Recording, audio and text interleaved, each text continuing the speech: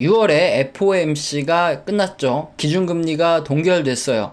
그래서 연내 인하 없다, 선근, 연준 이런 뉴스 기사가 있는데 이번에는 동결을 하고 다음에 추가 인상할 가능성이 엄청나게 높아졌습니다. 스킵이라고 하죠.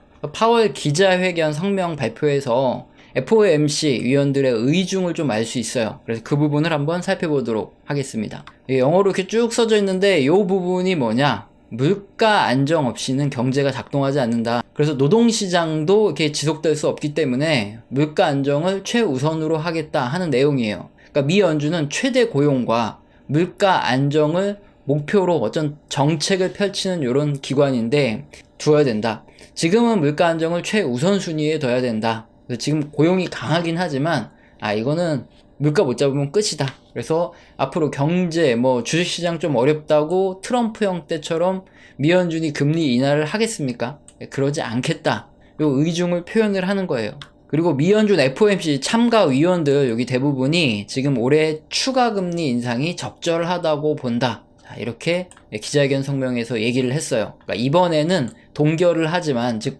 스킵을 하겠지만 추가로 인상할 가능성이 높다는 걸 밝혀준 겁니다. 그래서 미연준의 의중을 살펴보면 만약에 급격한 물가가 확 떨어지는 물가 둔화가 나타나지 않는다면 일단 물가 안정이 최우선순위에 있고 현재 물가 수준이 아직도 높다고 판단을 하기 때문에 앞으로 기준금리를 추가로 인상한다는 뜻인데 3, 6, 9, 12 이렇게 분기마다 발표를 해주는 경제 전망 자료가 있어요. 이번에 경제 전망 자료를 감사하게도 발표를 해줬습니다.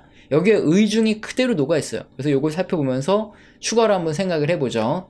요게 바로 이 프로젝션 자료입니다. 2023년, 24년, 25년 어떻게 될 거다. 다 이렇게 미 연준이 예상을 해주고 있어요. 요게 정확히 맞아 들어가면 좋은데 그렇진 않아요. 하지만은 얘네들이 어떤 정책을 쓸지는 요걸 보면 알 수 있습니다. 일단 경제 성장률, 여기 리얼 GDP 요 변화율, 요게 경제 성장률이죠. 올해는 1% 그리고 2024년 내년에 1.1%밖에 성장을 안 한다. 자, 이렇게 굉장히 비관적으로 보고 있어요. 지난 3월에도 발표를 해줬는데 그때는 2023년에 0.4% 성장할 거다. 그거보다 조금 더 높아지긴 했어요. 경제가 조금 더 높게 성장하지만 내년, 내후년에 0.1%씩 덜 성장할 거다. 이게 앞으로 전망은 좀 어둡게 보고 있습니다. 실업률 관점을 이렇게 보면은 내년에는 4.5% 수준까지 실업률이 올라갈 것이다 이렇게 보고 있어요. 자, 근데 이게 이렇게 전망대로 되면은 오히려 더 큰일이 납니다.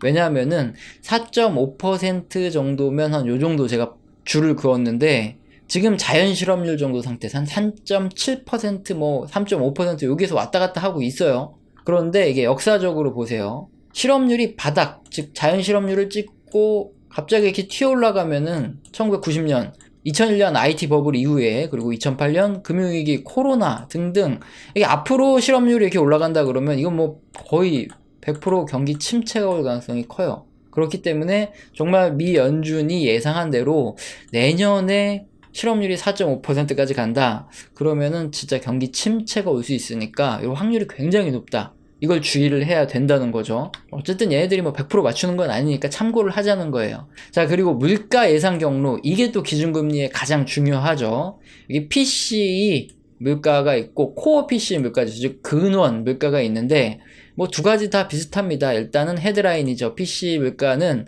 내년에 한 2.5%까지 떨어진다. 네, 꽤 많이 떨어지는 거예요. 그리고 핵심 PCE도 내년에 2.6% 정도까지 떨어진다 보는데 올해는 헤드라인 PC 물가지수가 3.2%, 핵심 PC 물가지수가 3.9%로 아직 당연히 2%에는 택도 없죠. 그래서 올해 기준금리 인하는 거의 희박하다. 경제 전망 자료를 보면 알 수 있어요. 앞으로 갑자기 어떻게 변하지 않는다. 특별한 변수가 없다면 그렇게 된다는 거죠. 그래서 미연준 FOMC 위원들이 생각한 기준금리의 경로는 어떠냐? 올해에는 5.6% 정도까지 오른다. 더 많이 올라요. 지난 3월에는 올해 5.1% 정도까지밖에 안 올린다. 그래서 앞으로 기준금리 끽해봐야 한 번 이렇게 하겠지만 5.6%까지 올린다는 건 앞으로 2번은 더 올린다는 거예요. 그래서 확실히 더 높아졌기 때문에 이번 스킵하고 나면 앞으로 한 2번 정도 더 올릴 가능성이 있습니다. 하지만 2024년 내년에는 4.6% 정도까지 떨어지고 그 후년에는 3.4%까지. 생각보다 빠르게 안 떨어져요. 천천히 떨어뜨리겠다. 이렇게 생각을 하고 있는 겁니다. 어쨌든 지난 3월 대비해서는 금리를 굉장히 더 많이 올려야 된다. 아직 이렇게 빠르게 떨어질 단계가 아니다. 이렇게 보고 있어요. 그래서 이게 FOMC 위원들의 점도표입니다. 각자 위원들이 생각한 적정한 금리 수준은 어디냐인데, 여기 2023년 지금 보시면은 높고 낮고 한데 어쨌든 평균적으로 한 5.5 정도는 다들 보고 있는 거예요. 앞으로 기준금리를 한 2번 정도 더 올려야 된다는 사람들이 가장 많은 겁니다. 이게 굉장히 좀 두려운 거고, 뭐 내년 후년에는 계속 좀 떨어지지 않을까 이렇게 보고 있기 때문에 이 부분 잘 기억을 해야 되겠고요. 자, 그래서 기준금리가 앞으로 추가적으로 인상될 가능성이 굉장히 높아졌습니다. 그래서 2007년하고 지금 기준금리 상황이 똑같아요. 그런데 앞으로 한 2번 정도 더 올라가면 2007년보다 더 높아질 것이다. 이렇게 볼 수 있는데, 그렇게 되면 기준금리가 너무 많이 올라가는 거 아니냐. 그럴 때마다 항상 나오는 이런 음모론 같은 공포를 자극하는 게 있죠. 미국 달러가 붕괴된다는 논리가 또 재동장을 하고 있죠. 이게 무슨 소리냐? 미국의 부채가 너무 많아서 기준금리가 올라가면 이자를 갚기 힘들다는 거예요. 여기 미국 정부 부채가 대략 지금 한 32조 달러 이상 이렇게 가까워지고 있는데, 이게 지난 2007년보다 거의 한 3.5배 가까이 너무나 높게 정부 부채가 높은 상황인데, 기준금리가 당시보다 더 높게 올라가면은 이자를 감당을 할 수 있냐는 거죠. 결국 이자를 정부가 갚으려면 국채를 또 발행해야 되고, 또 발행한 국채 이자를 또 내야 되고, 그러면 또 국채 발행하고, 결국에는 미국 달러 패권이 붕괴되고 위화나 금, 비트코인의 시대가 된다. 이런 얘기들이 굉장히 많이 나오고 있단 말이죠. 앞으로 기준금리는 한 2번 더 올라갈 것 같고, 자, 이게 맞는지 틀리는지 우리가 확인을 해볼 필요가 있다는 거죠. 정말 달러 패권이 금리 인상으로 붕괴가 될까요? 일단 미국 정부가 부채가 너무 과도해서 붕괴되는 경우, 정말 달러 패권이 무너지려면 2가지 요인이 있어야 됩니다. 첫 번째, 정부의 외국인들이 보유한 부채, 즉 미국 국채를 외국인들이 너무 많이 갖고 있어요. 너무 과도해야 되고, 2번째, 달러 신용도가 아주 급감을 해야 됩니다. 그래서 어느 나라에서도 달러를 받지 않는 그런 정도의 상태가 돼야지만 미국 정부가 붕괴되고 달러 패권이 망가질 수 있어요. 즉 외국인과 외국 정부가 보유한 미국 정부 부채는 얼마일까요? 약 7.2조 달러 정도 됩니다. 꽤 많죠? 미국 정부 부채가 총 32조 달러 정도 중에서 7.2조면은 약 22.5%예요. 이 정도면은 굉장히 과도한 거 아닌가? 이렇게 생각이 되실 수 있는데, 아닙니다.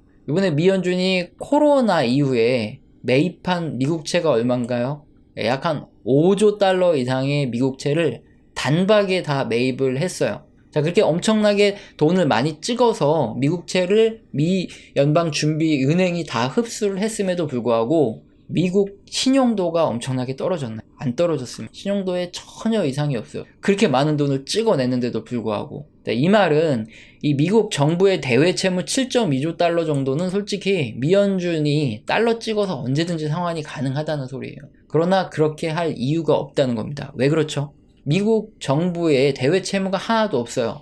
그래서 미국 정부가 굉장히 안정적으로 깨끗하게 되면 외국에서 미국 국채를 또 계속 사겠죠. 외국인도 그렇고 외국 정부도 그렇고 이만큼 팔면 또 사요. 그래서 굳이 갚을 필요가 없다는 겁니다.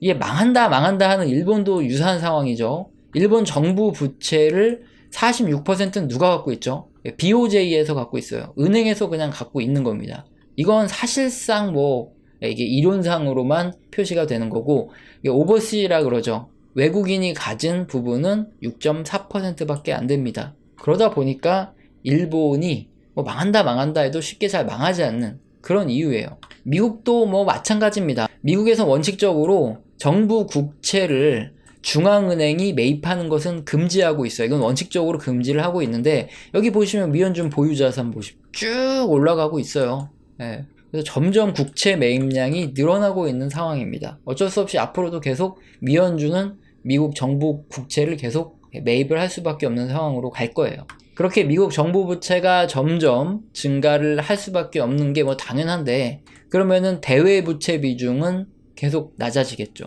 중앙은행 매입 부분이 점점 늘어나고 있기 때문에 외국인들이 하는 그 비중 자체가 줄어들 수밖에 없다는 거예요. 그럼 미국 정부도 일본처럼 오히려 정부 부채가 굉장히 작고 중앙은행 보유분이 많은 희한하게 부채가 늘어나는데 점점 더 안정적으로 되는 이런 상황으로 간다는 거죠. 자, 그럼 이런 생각을 할 수 있습니다. 중앙은행이 미국 정부 국채를 매입했다 그러면 중앙은행에 이자는 줘야 되지 않냐? 그리고 만기가 됐을 때 원금도 줘야 되지 않냐? 맞습니다. 그런데 이렇죠. 미 연준의 자산은, 모든 자산은 뭐 소액의 일정한 뭐 준비금 이런 것들을 제외하고 매년 재무부로 거의 전액이 다 귀속이 돼요. 자, 이게 페드 가보시면은 거기 규정에 나와 있습니다. 음모론에서는 이 연준이 뭐 사적인 은행이기 때문에 뭐 거기에 소속된 뭐 은행들이 모든 돈을 가져간다 뭐 이렇게 하기도 하는데 이거 잘못된 거죠. 미 연준의 뭐 이익금이라든가 이런 것들은 뭐 소액의 금액을 제외하고 대부분 다 재무부로 다 들어갑니다. 다시. 그래서 어쨌든 미국 정부가 중앙은행에 이자를 지급하던 뭐 원금을 지급하던 이건 결국에는 재무부로 다시 돌아와요. 그래서 뭐 갚지 않아도 되는 돈, 어떻게 보면 뭐 별 의미 없는 돈이 바로 미국 연준이 가지고 있는 이게 국채죠. 그럼 두 번째, 일정 부분은 미국 국민들이 가지고 있잖아요, 국채를. 그럼 거기 이자는 또 당연히 정부가 줘야 되는 거 아니냐? 맞습니다. 하지만 국채를 발행한다는 소리는 뭡니까? 결국에는 화폐 발행량을 증가시킨다는 거예요. 그럼 단기적으로는 모르지만 중장기적으로 쭉 계속 필연적으로 뭐 기준값인 연 2%씩의 인플레이션은 계속 발생하잖아요. 세금을 걷어가는 게 어떻습니까? 자산이 계속 증가를 하는데 그 자산에 대해서 퍼센테이지로 세금을 떼어가죠. 그만큼 세입이 증가해요. 예를 들어서 100만 원의 어떤 자산이 있다. 근데 거기서 뭐 정부에서 1%씩 꼭 세금을 가져간다고 할게요. 그러면 100만 원에 대해서 만 원씩 이렇게 세금을 가져가던 게 인플레이션이 심해져가지고 내 자산이 100만 원짜리가 200만 원으로 됐어요. 그러면은 정부에서는 똑같이 그냥 만 원만 세금을 가져가나요?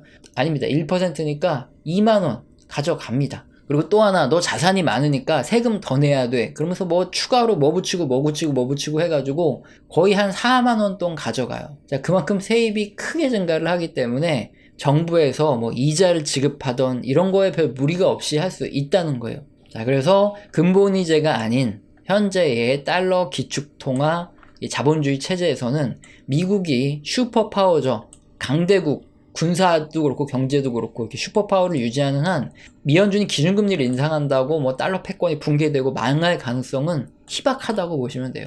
그러니까 중국이 이렇게 페트로 위안이다 뭐다 하면서 기를 쓰고 위안화를 기축통화로 만들려고 하는 이유가 이거죠. 중국이 생각보다 과도하게 부채를 많이 갖고 있어요. 이게 충분히 해소가 되기 때문에 어쨌든 기축통화를 만들어 보려고 이렇게 기를 쓰는 이유입니다. 자, 그래서 미 연준의 기준금리가 지금 2007년과 거의 비슷해졌는데 그 이상으로 앞으로 추가로 인상된다 그래도 미국 안 망합니다. 달러 패권 붕괴 안 해요. 오늘 살펴본 미 연준의 FOMC의 경제 전망 자료, 물가부터 해서 이런 것들을 봤을 때 올해 기준금리는 약 2회 정도 이렇게 인상할 가능성이 크고 내년은 돼야 기준금리가 인하될 가능성이 크다. 이걸 우리가 알 수 있어요. 자, 그럼 우리가 주의해야 될 두 가지가 있습니다. 첫 번째로 역사적으로 상승하고 이렇게 동결되던 기준금리가 떨어지면 경기 침체가 왔던 사례가 굉장히 많죠. 재수 없으면은 뭐 내년이든 근데 이게 언제 터진다는 보장이 없어. 떨어지자마자 터질 수도 있었고 막 그렇기 때문에 올해 터질 수도 있고 뭐 그건 아무것도 모르죠. 어떤 사건이 터지면 그냥 경기 침체가 오는 거기 때문에 어쨌든 근데 기준금리가 동결되고 떨어진 후에 갑자기 경기 침체가 터졌던 그런 사건이 굉장히 많기 때문에 하나 주의를 해야 되고 미 연준의 예상대로 앞서서 살펴봤지만 실업률이 정말 내년에 뭐 4.5%까지 간다 이렇게 오른다 그러면 역시나 역사적으로 경기 침체가 왔던 사례가 많기 때문에 요거 주의를 당연히 해야 되겠죠. 뭐 그럼에도 불구하고 이렇게 기준금리 인상이 중단됐던 기간에는 주식시장이 역사적으로 이 막판 랠리를 한 번씩 펼쳐졌는데 요번에도 막판 랠리가 펼쳐지고 있을 가능성이 꽤 있어요. 그래서 어떻게 하고 있는 거죠? 경기 침체는 우리가 언제 올지 어떤 사건이 빵 터질지 예상은 불가능하고 그러니까 뭐 능숙하시다면 일부 금액은 단기 트레이딩으로 대응을 하는 수밖에 없고 뭐 나머지 꽤 많은 자금은 국채라든가 이런 채권 등에 이렇게 대응을 하는 게 가장 현명하다. 계속 말씀을 드리고 있습니다. 우리 채널에선 영상 시청하시고 도움이 되셔서 후원 주시는 감사하신 분들이 계십니다. 제가 말로만 때우지 않고 소통을 제대로 해요. 한 달 교육을 해드리는데 매주 진행하고 있습니다. 여기에서는 거시경제의 사이클뿐만 아니라 각 산업의 사이클, 소속된 종목, 기업들에 대한 이야기도 나옵니다. 영상 하단에 설명란 읽어보시고 해당되시면 꼭 메일 주시길 바랍니다. 오늘 영상도 마음에 드셨다면 구독과 좋아요는 꼭 눌러주시고 지속적인 시청 부탁드립니다. 감사합니다.